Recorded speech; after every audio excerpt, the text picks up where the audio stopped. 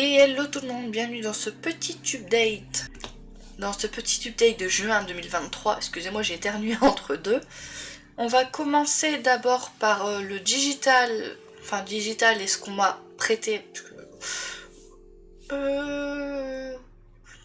Oui, d'abord en digital, j'ai lu en webtoon L'heure Olympus tome 1, ça fait la hype un peu partout, donc je me suis dit que j'allais découvrir l'heure Olympus, et je vais pas vous mentir, c'est sympa mais sans plus pour moi, j'ai pas la hype que tout le monde a. Je continue à lire parce que bon, j'ai envie de savoir le fin mot de l'histoire, mais c'est pas mon webtoon du moment.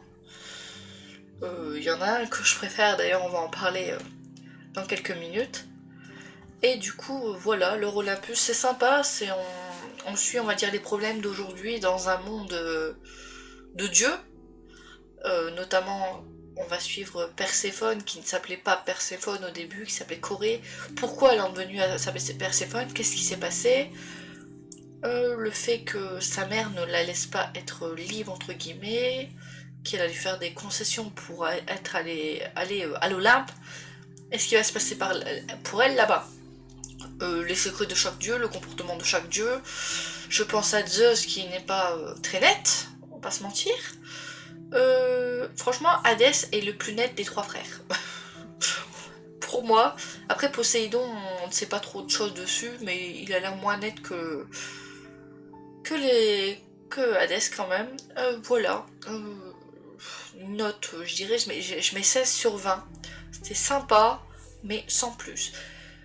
Ensuite, ce qu'on m'a prêté et que j'ai rendu, donc je peux pas vous les présenter là en physique du coup. Solo Leveling. Donc là, vous avez l'image du tome 7. J'ai lu 7, 8, 9, 10. J'ai lu jusqu'au tome 10 de Solo Leveling.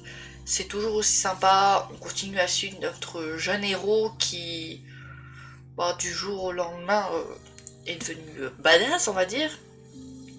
Qui a un peu un cheat code, on va dire, de leur monde face aux démons. Et là où on en arrive, je vais pas vous dire où on en arrive dans ces bouquins, vu que j'ai continué en scan, du coup je suis plus loin, enfin en scan, en digital, je suis plus loin que le 10e tome. J'aurais dû mettre la photo du 10 à côté du 7, mais tant pis. C'est toujours sympa, je crois que c'est mon webtoon préféré pour l'instant. J'adore toujours autant. Comme mon frère les achète, je peux lui emprunter pour les voir en papier. C'est toujours plus sympa pour moi le papier que le digital.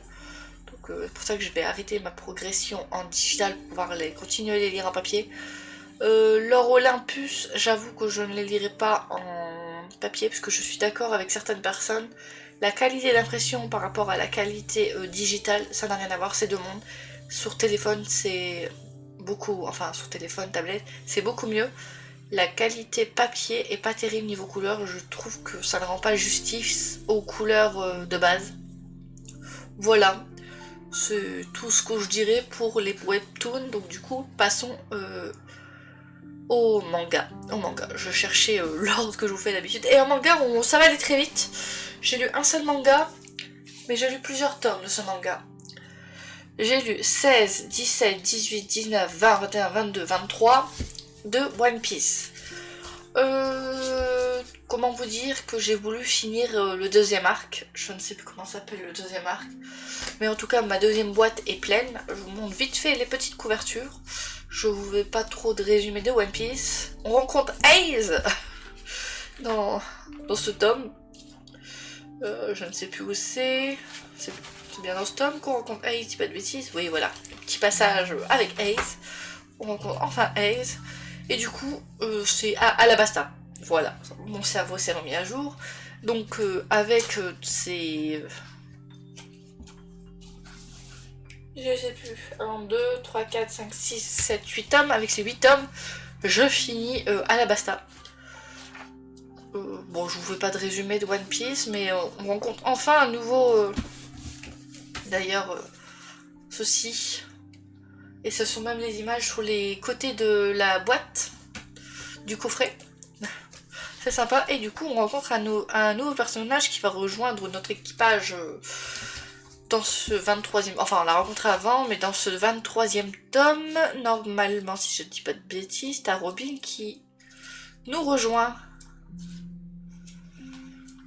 Et du coup, on a un membre de l'équipage en plus. Je vous fais pas de résumé, j'en parle vite fait. Je vous montre juste que j'ai avancé One Piece, c'est pour ça qu'il n'y a pas d'autres mangas à vous proposer ce mois-ci, enfin, que j'ai lu ce mois-ci. Je compte lire le troisième coffret, enfin, acheter au fur et à mesure le troisième coffret maintenant pour notre troisième arc, qui est, il me semble...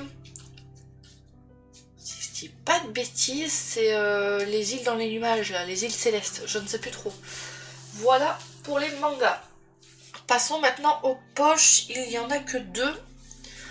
Il y a le tome 2 de La Faucheuse. Donc j'ai écouté la moitié, enfin 300 pages à peu près j'ai lu 300 pages à peu près et j'ai lu le reste en audio. J'ai écouté le reste en audio. J'aime beaucoup. Je trouve que c'est toujours aussi bien.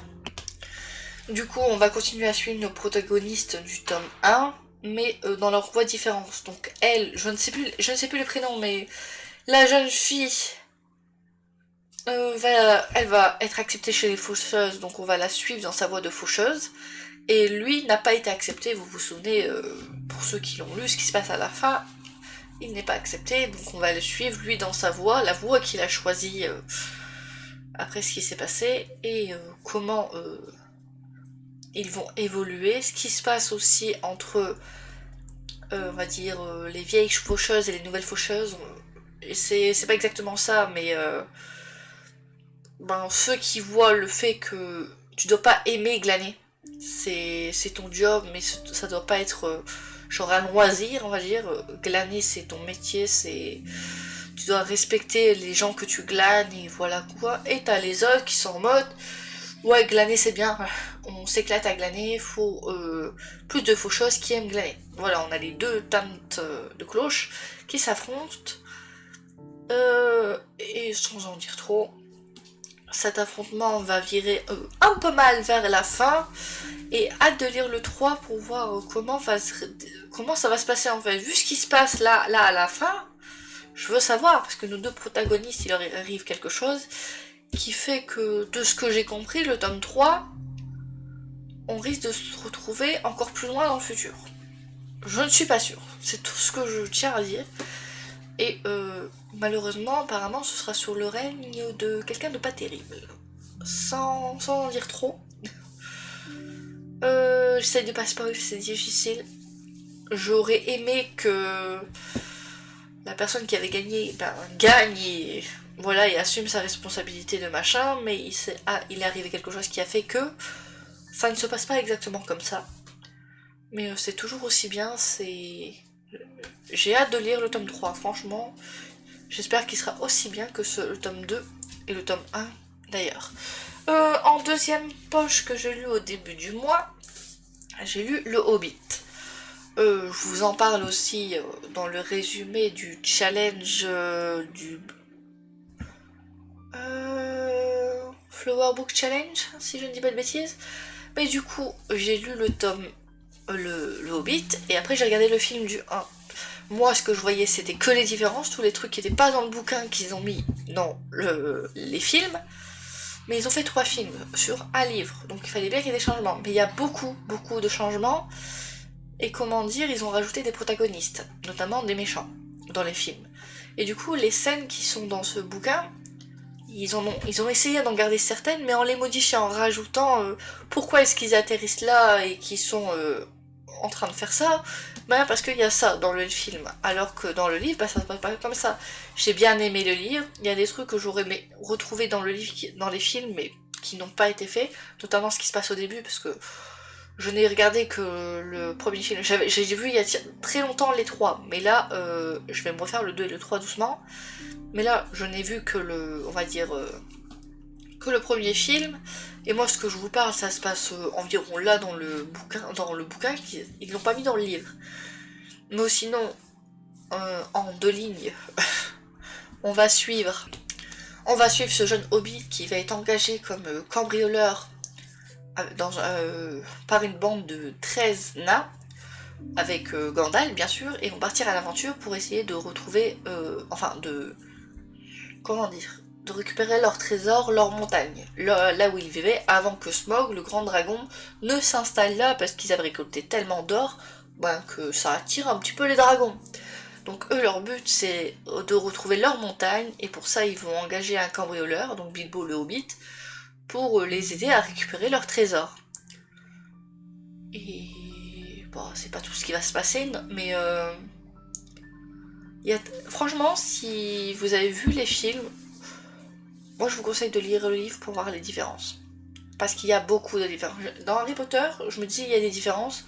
J'avais pas vu le Hobbit, j'avais pas lu le Hobbit avant. Dans le Hobbit, il y a beaucoup de différences. Il y a des trucs, je m'attends à ça en regardant le film, et il se passe pas ça en fait. Il y a des passages, je les trouve beaucoup mieux dans le bouquin que dans le film. Parce qu'il y a des exploits que notre Hobbit va faire, même si c'est grâce à l'anneau, va faire dans ce bouquin. Dans les films, c'est genre Gandalf ou un des nains qui le fait, alors que dans le livre, c'était notre Hobbit. Je suis un petit peu déçue de ces passages dans le film, mais le livre j'ai adoré le livre. Je compte lire Les Seigneurs des Anneaux, donc j'en ai pour un moment, je pense. Mais voilà, je vous conseille le Hobbit, c'était très bien. Et il est pas si long que ça, il fait moins de 400... Ouais, il fait moins de 400 pages, donc ça se lit vite. Et en plus, vous avez une carte au début et à la fin. Voilà. Passons maintenant... Pas au brochet.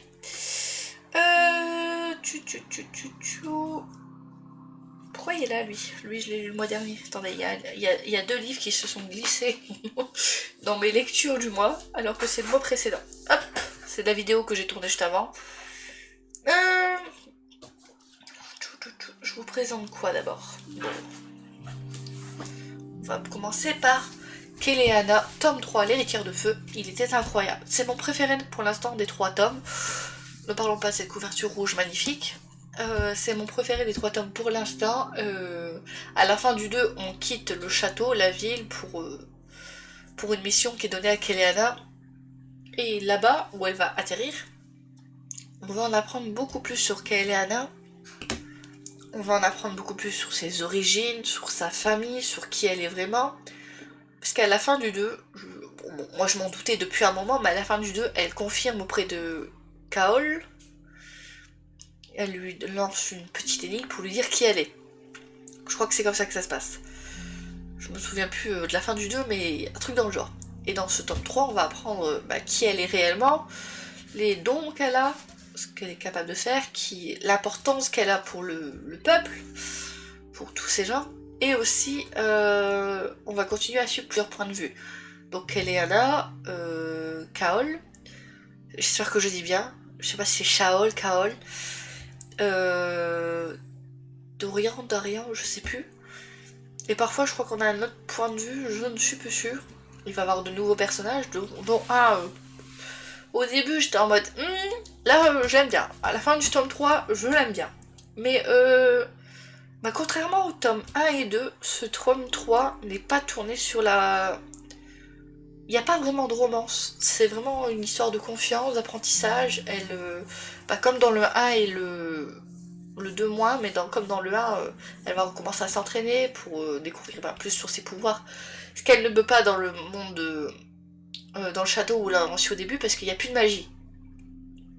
Donc là où elle est actuellement dans ce tome 3, il y a de la magie, donc elle peut apprendre à s'en servir.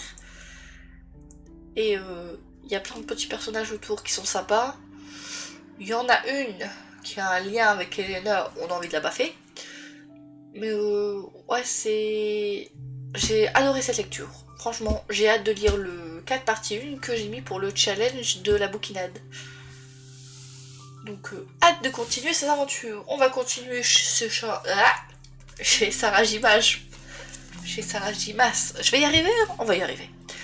Un palais de flammes et d'argent, donc Akotar, tome 4, fini. Je suis à jour, j'attends la suite maintenant. Donc dans ce tome 4, on suit Nesta, on ne suit plus Fer. C'est un tome adulte, normalement vous avez une petite étiquette là qui dit moins de 18. J'avais un peu peur au début, parce que les gens se plaignaient de beaucoup de scènes plus 18 dans celui-ci, beaucoup plus que dans les précédents. Mais ça va avec le personnage de Nesta. Les premiers allaient bien avec Fer, et celui-ci va bien avec le personnage qu'est Nesta. Ce qu'elle a vécu, comment elle l'affronte. Il y en a qui vont l'affronter dans la bibi, il y en a qui vont l'affronter avec la glace. Elle a sa façon de l'affronter aussi. Même si la façon de l'affronter, il y a des trucs un peu plus 18. Faut qu'elle accepte le fait qu'il y a eu la guerre, qu'elle a perdu son père. Spoil tome 3, tout à fait. Je mettrai des avertissements spoil. Et que elle est devenue une fae. Ça, elle l'était pas au début. Et aussi affronter comment elle se sent par rapport à ce qu'elle a volé au chaudron. Vous voyez, vous vous souvenez, dans le tome 2, 3, je ne sais plus, elle devient fae en volant quelque chose au chaudron. Ce qui fait, c'est ce qui va arriver là. Et dans ce tome, on va la suivre dans sa reconstruction, aussi bien physiquement que mentalement, dans ses nouvelles rencontres, ses nouvelles amitiés, le fait qu'elle accepte enfin, à un moment ou à un autre, que tout le monde ne la déteste pas, qu'elle n'a pas tout raté dans sa vie. Et voilà, entre guillemets, voilà. C'est un peu comme le moment où Fer revient de sous la montagne après le 1, où elle ne va pas bien, mais Nesta c'est plus destructeur. Ça m'a fait penser un peu à ça. En tout cas, j'ai bien aimé. J'ai hâte de voir la suite, et si elle fait un tome sur la troisième sœur, je me demande ce que ça va donner. Parce que autant dire que le tome plus 18 va bien avec Nesta, autant je ne le vois pas avec la troisième sœur. Je sais pas si vous êtes d'accord avec moi, mais moi, la troisième sœur, je la vois dans du jeunesse. Clairement, je la vois dans du jeunesse, donc à voir. Mais très bonne lecture, hâte de lire la suite. Hop, vous voyez dépasser les lectures là. Ça c'est la dernière, voilà. Non, je vais finir par le top 1. Cette lecture là, je l'ai finie là, fin juin. Je sais plus exactement, mais j'ai fini fin juin. C'était la lecture commune de livres romanciennes, si je ne dis pas de bêtises, puisqu'il y a aussi le chaudron, je ne sais plus quoi, ils ont 2 lectures communes. Celle-ci, c'était livre romancienne, c'était pas le groupe qu'elle a avec la bibliothèque d'Emilia. D'ailleurs, en parlant de nom de chaîne, la chaîne a changé de nom, je ne sais pas si vous l'aurez vu à l'intro. Ce n'est plus la bibliothèque de Cessalanas, mais le grimoire de Cessalanas. Parce que j'aimais bien la bibliothèque de Cessalanas, mais au bout d'un moment, je me suis dit, il y a un peu trop de gens qui ont la bibliothèque dans leur pseudo, et aussi, ça ne passait pas sur Twitch. C'était beaucoup trop long. Donc il fallait que je trouve un terme qui reste dans les livres, mais qui soit plus court. Donc je trouvais Grimoire de Cessalanas, ça va avec le côté que ma kitsune soit enfin mon avatar, ce que vous voyez là bouger, son lore c'est que c'est la fille d'une kitsune et d'un sorcier. Donc ça reste un peu dans l'univers, un peu sorcellerie, tout ça, un peu, voilà, j'ai bien aimé. Donc voilà, la fiancée de la jeune mère.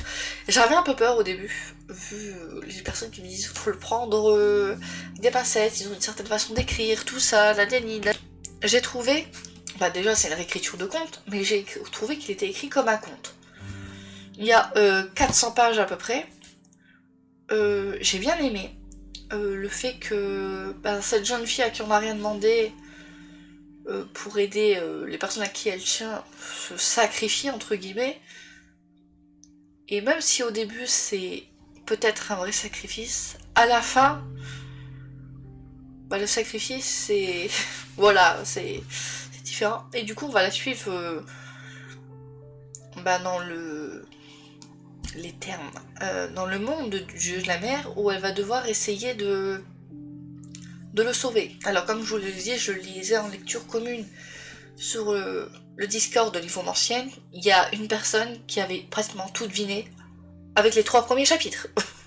Ces 3 premiers chapitres, elle nous a dit je suis sûre ça, ça, ça, ça, ça. On les a lus, à la fin c'était ça, ça, ça, ça, ça. Elle a eu raison sur toute la ligne. Je sais pas comment elle a fait, moi avec 3 chapitres. J'avais quelques trucs, mais j'avais pas le gros truc.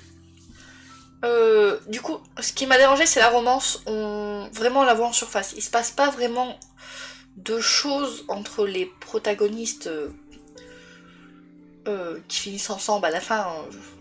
il se passe pas assez de choses. Après c'est voilà, c'est une réécriture asiatique, donc c'est un peu comme ça qu'ils font en général, ils survolent un peu, t'as pas du Hakotard avec 15 scènes 18, non ils font pas ça.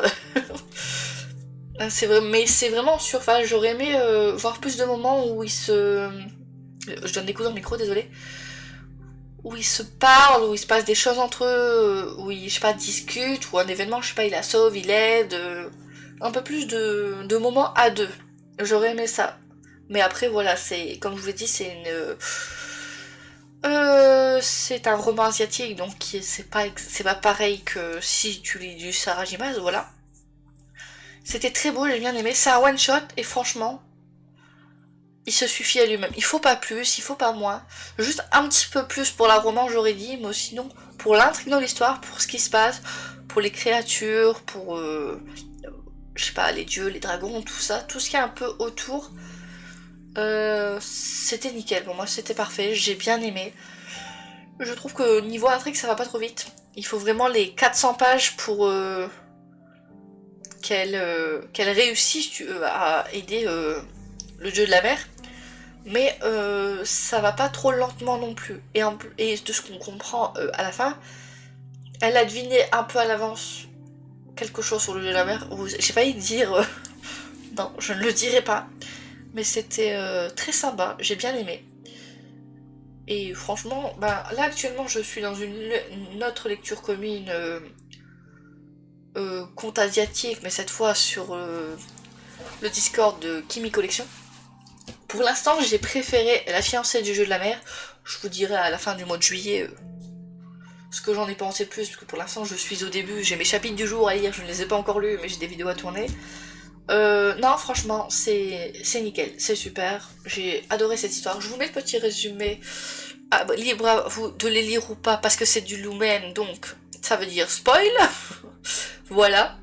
Mais c'était une bonne lecture. Franchement, je l'ai acheté, au début je comptais pas l'acheter tout de suite, parce que j'avais déjà acheté d'autres trucs, et j'ai vu que Livre Mancène faisait une lecture commune, et je me suis dit pourquoi pas. Comme ça, ça me permet de faire des lectures communes et de partager un peu plus, ce qui fait que j'ai mieux apprécié ma lecture, et voir tout le monde débattre comme ça, c'était sympa. Mais j'ai beaucoup aimé cette lecture.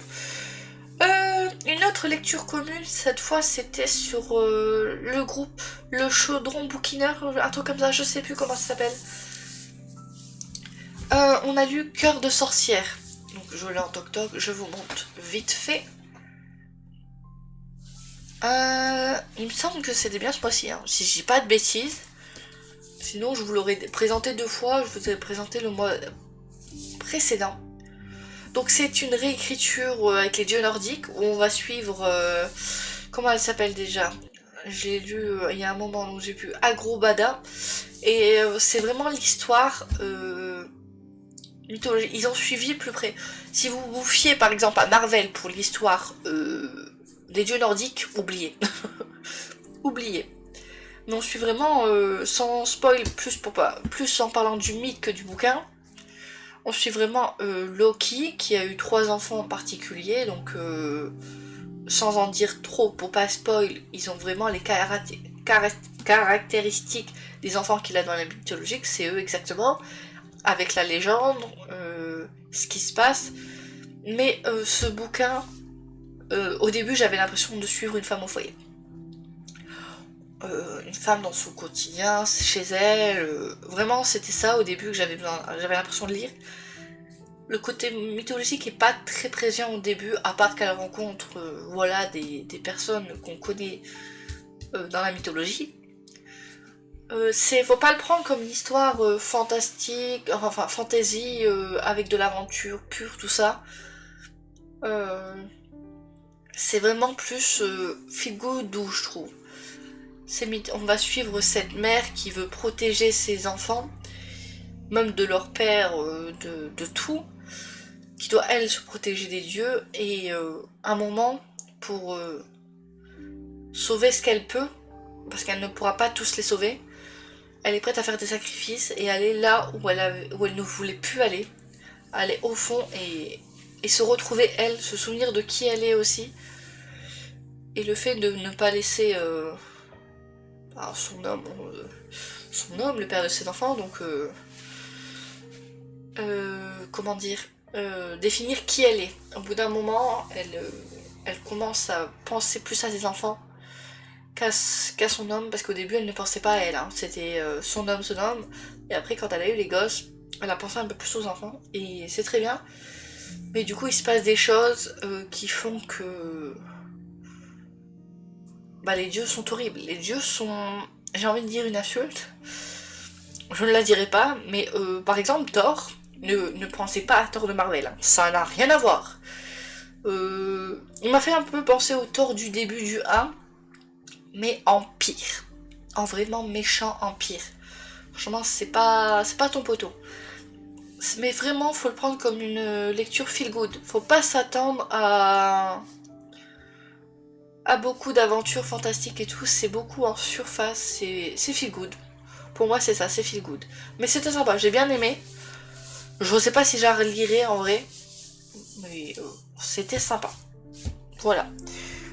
Et c'était le dernier bouquin que je vous présentais pour les lectures du mois de juin, si je ne me trompe pas. Si je vous l'ai déjà présenté au mois de mai, désolé, j'ai oublié, mais il me semble que c'est juin. Voilà, c'est tout ce que j'avais à dire pour cette vidéo. Merci à tous d'avoir regardé. À la prochaine. Allez, ciao ciao.